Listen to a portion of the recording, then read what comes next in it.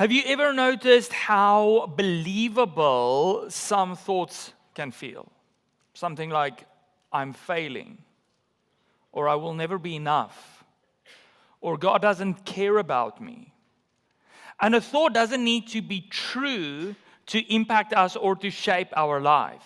Because a lie that we believe has the same effect on our life as something that is true.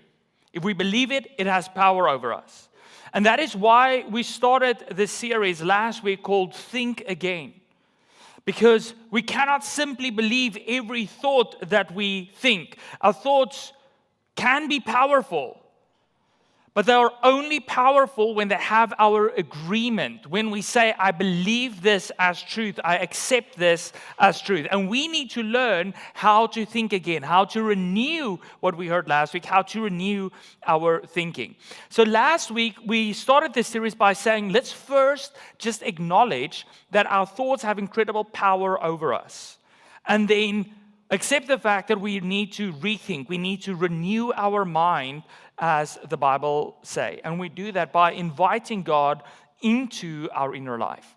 And last week, I challenged you to start thinking about some of the thoughts that recur constantly, some of the thoughts you have when you feel unhappy or sad or stressed, and start writing them down. So start identifying some of the toxic thoughts that might be in your life. But what we're going to do today is we're going to say, okay, if I have identified these thoughts, what do I actually do with them? Because if they are there, whether they are a lie or not, they still impact me. It still feels like it's real. But our topic today, we're going to talk about this, is stop believing every thought. Stop believing every thought. And we're going to read this week and next week 2 verses that have significantly impacted my life in the past when I really struggled with some of my thought patterns. And so this really comes from our heart. But we're going to read today from 2 Corinthians, where Paul writes about our thought world and later how our thoughts translate to our hands. But we're just going to read the part today where he writes about our thoughts. And this is 2 Corinthians 10. If you've got your Bibles, you can open to it, but it will also be on the screen. And we're going to refer back to these couple of verses a couple of times today. So 2 Corinthians 10, verse 3 to 5. Paul says, for though we live in the world, we do not wage war as the world does. The weapons we fight with are not the weapons of the world. On the contrary, they have divine power to demolish strongholds. We demolish arguments and every pretension that sets itself up against the knowledge of God, and we take captive every thought to make it obedient to Christ. That's what we're going to read. When Paul writes this, he knows that there is a constant fight going on in our minds. And he knows this because he struggled with it. He writes in one place, he says like, stuff that I want to do, I don't do. And stuff that I don't want to do, I keep doing it. He experienced that fight in his own mind. So he knows that there's a fight going on in our minds and that our thoughts are involved. But what is interesting when Paul writes about it, he doesn't give us a bunch of self-help things. He doesn't just motivate us. The language that Paul uses is very unique. He uses warfare language. He says there is a war in our mind that we're fighting. There's a war raging. So he assumes that there's a battle in our inner world and that thoughts are involved. And that our thoughts aren't simply neutral. Your thoughts aren't just something that comes and goes and doesn't affect you and doesn't really have an origin point or an ending point. He assumes our thoughts are not neutral. It's part of this war. So he says in verse 5, he talks about these arguments and pretensions, so arguments and claims that sets themselves up against the knowledge of God. And here are maybe some of the arguments and the claims that you have thoughts about, things that have created pathways in your brain that is not true. Maybe it's something like this: negative thinking. I'm not good enough. Or no one appreciates me. Maybe it's fearful thinking. What is my financial future going to look like? I don't know if I'll be able to retire. I don't know about my kids' future and their studies and all of the cost involved in it. I'm worried about the safety of our family. I'm worried about the direction of the world. Or maybe it's discontent that comes from comparison. You're looking at social media and you're scrolling through magazines or whatever it might be, and you're looking at your life and you're looking at someone else's life and you're comparing it, and you feel discontent constantly, and you just always feel like you don't have enough. Or maybe you have critical thoughts that's constantly judging other people, that's constantly believing like I am better than others, I'm superior to others, like no one can do anything as good as I can. Maybe it's false thoughts about God, like God doesn't care about me, or God can never love me, or maybe I don't really need God. So what Paul is writing here, he's saying, when these thoughts come, we are not simply dealing with negative thoughts. He's saying we are dealing with competing truths.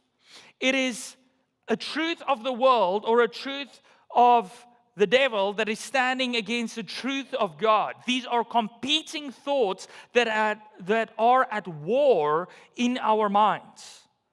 And before we say, how do we deal with them, I do want to go through a little bit of an extra part here and say, where do these thoughts come from? Because if we know where they come from, that is our first way to just open our eyes to some of this. And then we're going to say, how can we deal with them? But the Bible teaches us that there are two primary things that shape our negative thinking, our toxic thinking, our harmful thinking.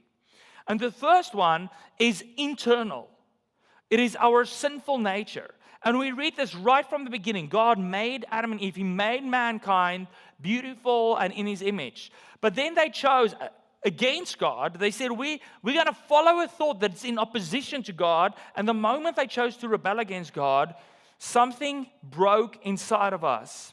And it gave us a sinful nature, whether we want to accept it or not. This is what God writes in Genesis 6, verse 5. He now looks at the human population that's been growing, and we read in verse 5, the Lord saw how great the wickedness of the human race had become on the earth, and that every inclination of the thoughts of the human heart was only evil all the time. We don't have to talk about how evil people's thoughts can be if you just look around at the world, what's going on around us, right? Like, there's so much chaos around us. And in Genesis 8, when God starts this new journey with Noah, He actually says that, listen, these evil thoughts and things are with us from childbirth. It is sin that is just part of us. It's a sinful nature that is part of us. But then in Ecclesiastes 9, verse 3 to 4, we also read something similar from Solomon. He says, this is the evil in everything that happens under the sun. The same destiny overtakes us all.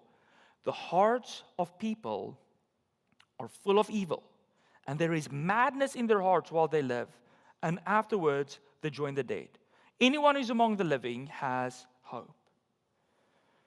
These verses aren't given to us in the Bible to shame us. In fact, Solomon says, like, if you're still alive, you've got hope. Your evil thoughts is not the end of you. It doesn't need to be.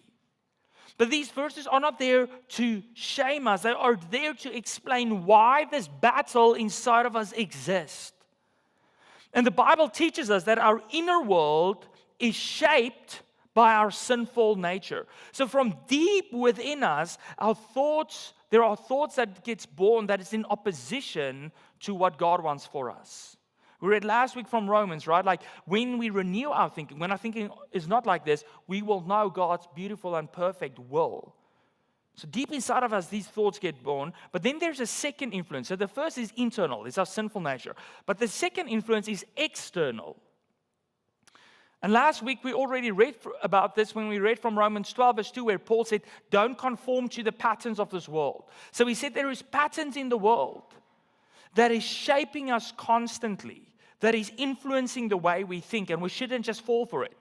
But another part where Paul really lays it out very clearly, and he speaks of these influences, is in Ephesians 2, verse 1 to 3, where he says, as for you, you were dead in your transgressions and sin, in which you used to live, hear this, when you followed the ways of this world, and of the ruler of the kingdom of the air.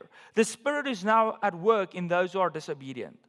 All of us also lived among them at one time, gratifying the cravings of our flesh and following its desires and thoughts. So there at the end, he talks about these internal things that influence us. But at the beginning, he says there's two external things that shape our thoughts and our desires. He says one is the way of the world, and two, it is the ruler of the kingdom of the air.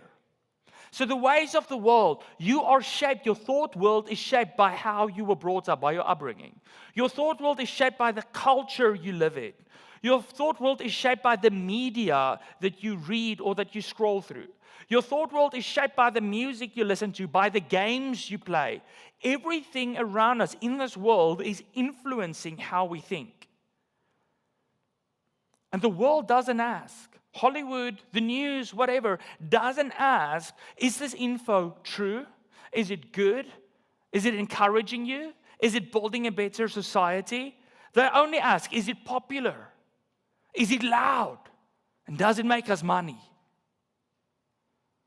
So that's the first external influence. But the second external influence is something that a lot of us in the Western world find hard to believe. But Paul says there is a ruler over the kingdom of the air. And he's referring to the Satan, to the devil. Which he says, the Bible calls the devil the father of lies. And he tells us that his purpose, his mission is to destroy us. And he's constantly after our thought world. He's trying to influence it, to ruin our thoughts. And although modern research cannot necessarily speak about spiritual matters, it has proven these two things that the Bible has spoken about for a long time, that our thought world are shaped by internal and external influences. Last week, we talked about the internal influences when we spoke about the negative bias that we have. We naturally pay more attention to negative information than positive. It carries more weight. It shapes us more than positive. We remember it more. We dwell on it more. But we also spoke about how our brains support negative thinking. When we keep thinking the same thing over and over, whether it's negative or toxic or whatever it might be, we create neural pathways. We make a pathway in our brain where these negative thoughts can just flow more easily through. But we also have the filtering system in our brain that creates cognitive bias. So our brain starts to support anything that is in support of what I already believe. So whether that is a lie or truth, your brain doesn't care. If you think this is truth, he will find stuff to support that truth. And if you think of the world that we are living in today, the external influences have just grown so much. In 1977, long before the world is what it is today, before cell phones, can you imagine it? When computers were still rooms and things like that. Hasher and Goldstein and Tupino coined a term that they call the illusory truth effect. And they found that repeated statements are more likely to be believed even when they are false. Because the brain infers truth from, here it is, familiarity, not accuracy. So in other words, repetition makes things feel true. Not necessarily because it's true, it's repetition. So the things that your friends constantly told you, the things that your parents constantly spoke about, the things that you saw on TV, was it still black and white that days? I don't know. It was before there was color in the world, right? All of those things, the more they were repeated, the more we believe that it is true. But then in 1986, still before cell phones became the norm, long before social media and doom scrolling was ever invented, Gerbner et al. Coined a theory that they called the cultivation theory, and that goes that long-term exposure to media was shown to shape how people perceive reality, influencing beliefs about danger, relationships, and what is considered normal. So the media we consume constantly shape how we see the world. And you think about where we live today with technology and media right in our pockets. And where media is literally made like that filtering system of your brain. AI is tracking how long you open a page, how long you stay engaged in it. It doesn't care if what you're looking at is true or false or good or bad or negative or positive. The longer you look at something, the more it has you. So the more AI will feed you on social media platforms the things that you are already looking at. So the more you repeat it to yourself, the more a neural pathway is created, the more your filtering system confirms that this must be truth. So we have these internal and external influences that long before or long after Scripture has said this, modern research confirms that our thoughts are shaped by what's happening within us, and it is shaped by what is pressing in on us from the outside. Our thoughts are shaped by what's broken within us and what's loud around us. And Paul tells us here not to simply trust what we think, but to guard it and to measure it to something. So how do we guard our thoughts? If you know where it comes from, you understand that my sinful nature and outside has an influence on me. What do I do? How do I guard my thoughts? Now, one of the realities that we had to accept last week was that our thought world has incredible power over us. The reality that we have to accept today is that just because you have a thought doesn't mean you need to believe that thought. Okay, just because you have a thought doesn't mean you need to believe that thought. Many of our thoughts show up uninvited. We do not always choose what thoughts pop up in our minds, right? They come and go often. So although you do not have control over what thought comes into your mind, you do have control about what thoughts you're going to hold on to, what thoughts you are going to allow to grow in your inner being. And Paul tells us to not simply allow any thought to grow. He says we should take our thoughts captive. And what that means is we don't simply ignore our thoughts. We don't pretend like they didn't exist because it's negative or it's not good for us. We have to, if he says take it captive, it means that we have to grab onto that thought. We have to identify the thought. We have to name the thought. And then he says what? All of these things that's against God's knowledge, all of these arguments and things against His knowledge, we have something to compare it to. So once we grab onto the thought, we say, okay, I have a truth to compare these thoughts to, and that is God's. If a thought is set up against God, then it is a lie. Then it is not true. And you might be like, Louis, how does that help me? Here's the power of lies. Lies only have power when they are believed to be true. The moment that you know something is a lie, it loses its power. So as long as we believe that our thoughts are all true, they will have power over us. But when we can identify that it's a lie, it loses the power that it has over us. You have to take your thoughts captive before they capture you.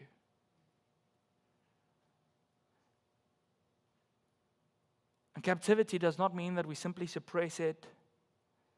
Captivity means that we submit it to a greater authority.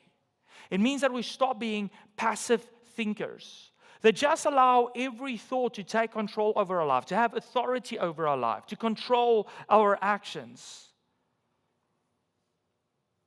Scripture invites us to evaluate our thoughts, not to obey them, and to then make them subject to God.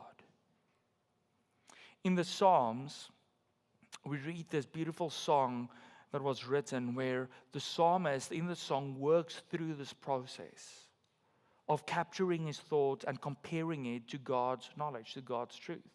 And we read this in Psalm 42, verse 5 to 6. He writes in verse 5, he says, "Why am I discouraged?" So he finds he's got an emotion that's linked to a thought of discouragement, right? He says, "Why is my heart so sad? I have these feelings and things that's coming from a thought." And then what does he do? It seems like the psalmist just suddenly switched, but here's what he does. He says, "I will put my hope in God. I will praise Him again, my Savior and my God." So the psalmist feels something. He knows it comes from something, and he examines his inner world. He talks to his inner world. He questions the narrative. And he defines the thought. He's like, I know what's going on. I know what I'm feeling in my inner world. And then he immediately redirects himself to God. He doesn't allow these thoughts to simply grow. See, faith doesn't silence thoughts. Faith interrogates our thoughts with God's truth. And here is the problem, I think, that so many of us face, why we simply cannot win the battle in our minds, is because we believe we have what it takes to win the battle in our minds. Because if we had what it took to win the battles in our minds, the world wouldn't have looked and wouldn't have been so chaotic as it is today. And maybe you have experiences where you have tried to conquer some of the thoughts in your mind, but you failed each time and you don't know why. It's because you were looking towards your own power. It's self-help. Trying to fix our problems just on our own. And we don't have that ability. See, self-help only goes skin deep. It doesn't go to the deepest parts of our being. So self-help isn't enough. That is why Paul says in verse 4, he says, we live in this world. We know, just like anyone around us, our thoughts will be influenced by our sinful nature and by everything that's going on in this world around us.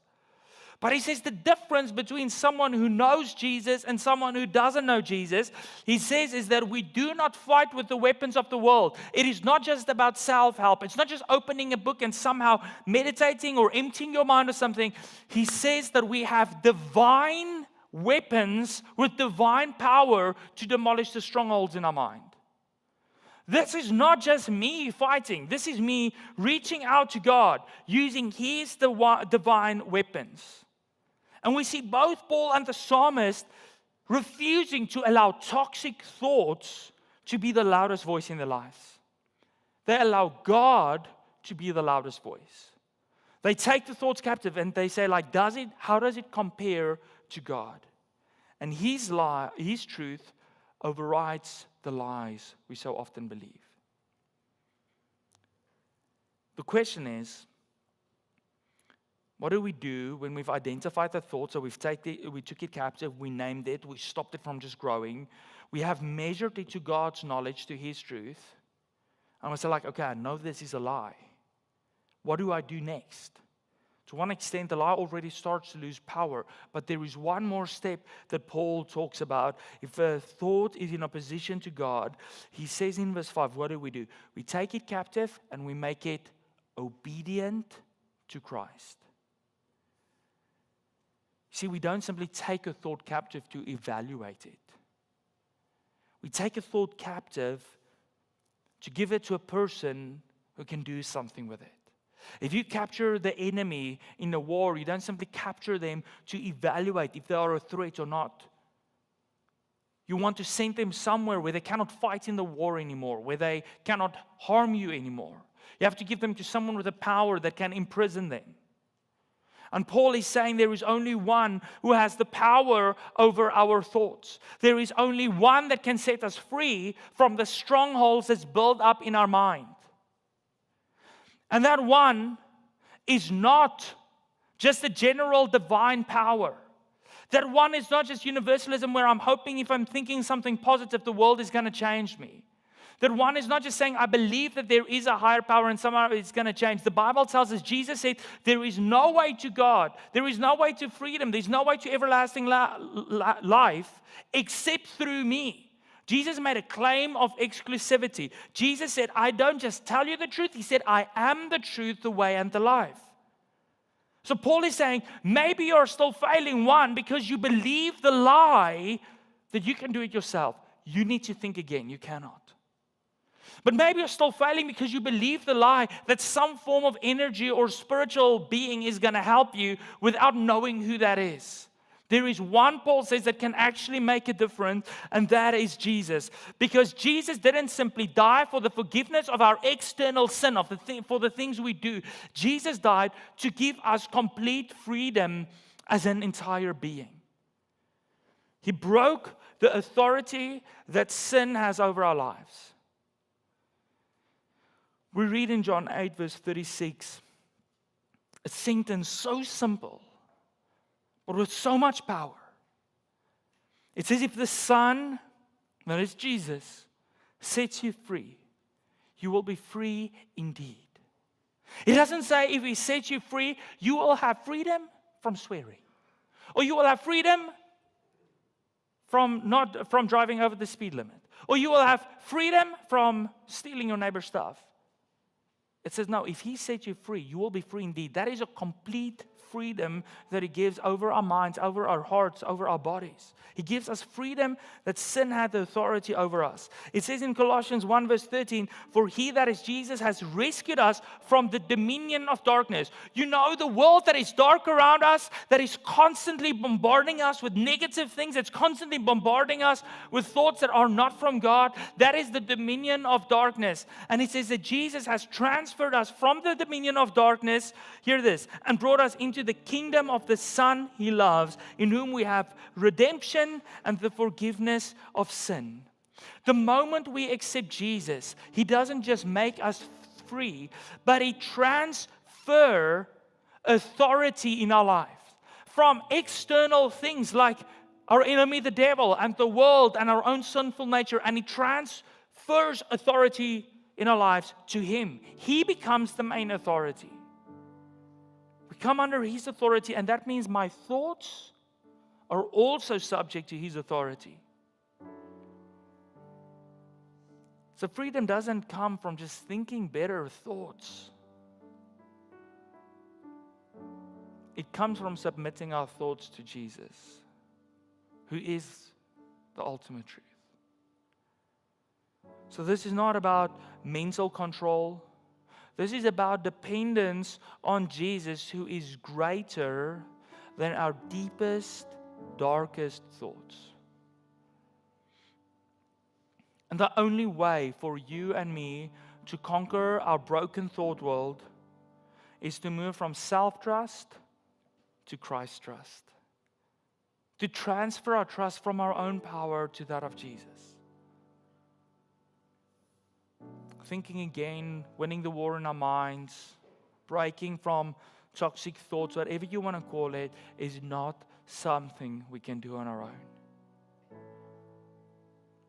I want you to know today that if you follow Jesus, if you decide to follow Jesus, then taking your thoughts captive isn't fighting for freedom. You're not hoping that you engage in a war that maybe if you're strong enough, maybe if you put in enough effort, maybe you can win it. That's not what it's about.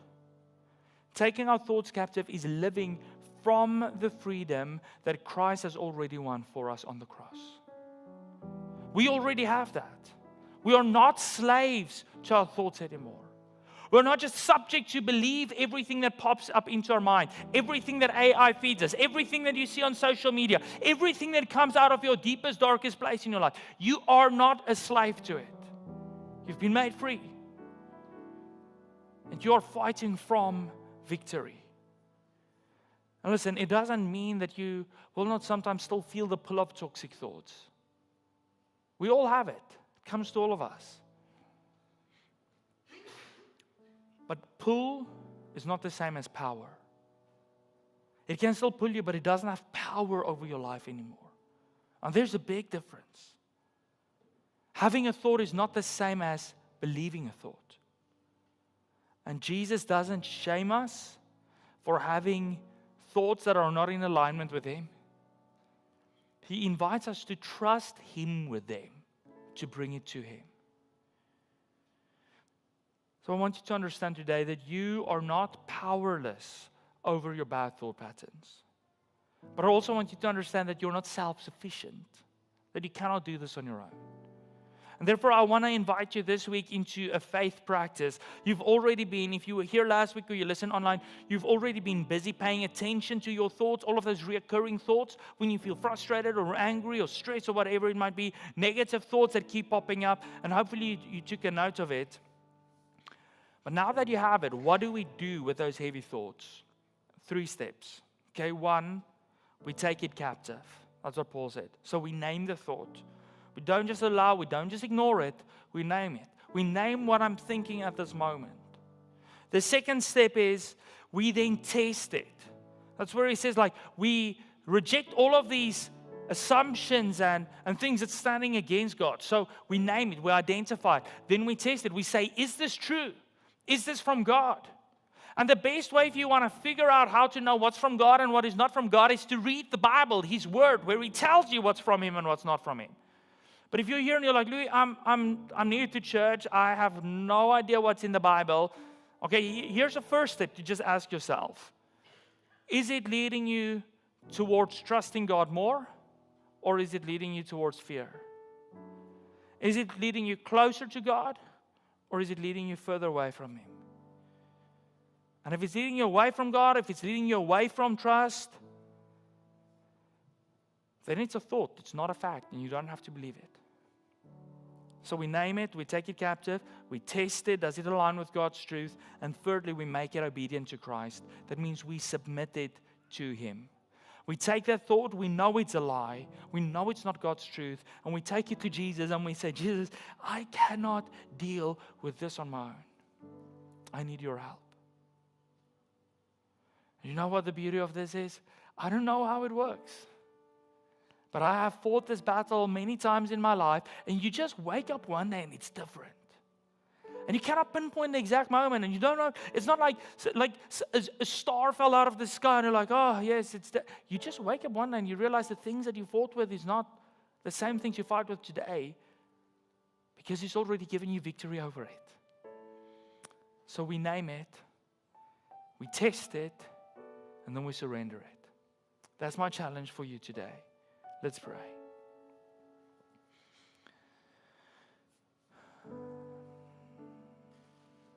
Jesus, thank you that you care deeply about our inner world. And there's so many influences on our thoughts, on our mind, from our own sinful nature to all of the loud noises shouting around us, to the enemy who's just seeking to destroy us. But I pray, Holy Spirit, that in this week you would strengthen us to see those thoughts for what they are, to take them captive, to measure them to God's truth. And if they do not line up, I pray that we would have the boldness and the courage and the humbleness to lay it in front of your feet. And I pray, Jesus, that you, in your divine power and wisdom, would do a work we cannot do on our own. And that you will set us free from the power that our broken thoughts have over us. I pray for freedom for people in this room who are struggling with negative thoughts and critical thoughts and toxic thoughts and judgmental thoughts and fearful thoughts. I pray that you will set them free. And that Jesus would be the one our thoughts always look to. We pray in your name alone. Amen.